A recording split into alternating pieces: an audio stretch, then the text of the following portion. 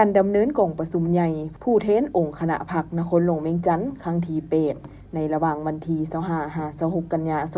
2025อยู่ที่หอประชุมแห่งชาติได้สำเร็จด้วยผลอันจบงามภายใต้การเข้าร่วมของสหายธงรุ่นศรีสุริตน์เลขาธิการใหญ่คณะบริหารงานศูนย์กลางพรรคประชาชนปฏิวัติลาวประธานประเทศพร้อมด้วยบรรดาผู้แทนสมบูรณ์ที่เป็นตัวแทนให้แก่สมาชิกพรรคทั่วนครหลวงเวียงจันทน์และแขกถึกเชิญเข้าร่วม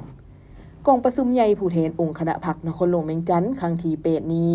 ได้เฮ็ดสำเร็จหน้าที่สำคัญต่างๆสิ้นได้พร้อมกันรับฟังการรายงานการเมืองและการจัดตั้งปฏิบัติแผนพัฒนาเศรษฐกิจสังคม5ปีครั้งที่9ของนครหลวงเวียงจันทน์ในระยะ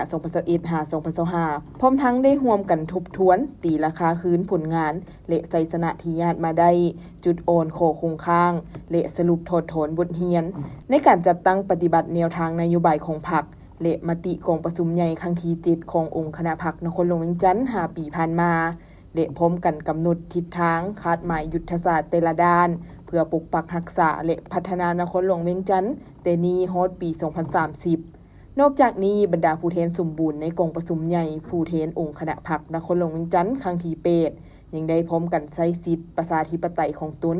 คัดเลือกเอาคณะบริหารงานพรรคนครหลวงเวียงจันทน์สุดใหม่หรือสุดที่เก่า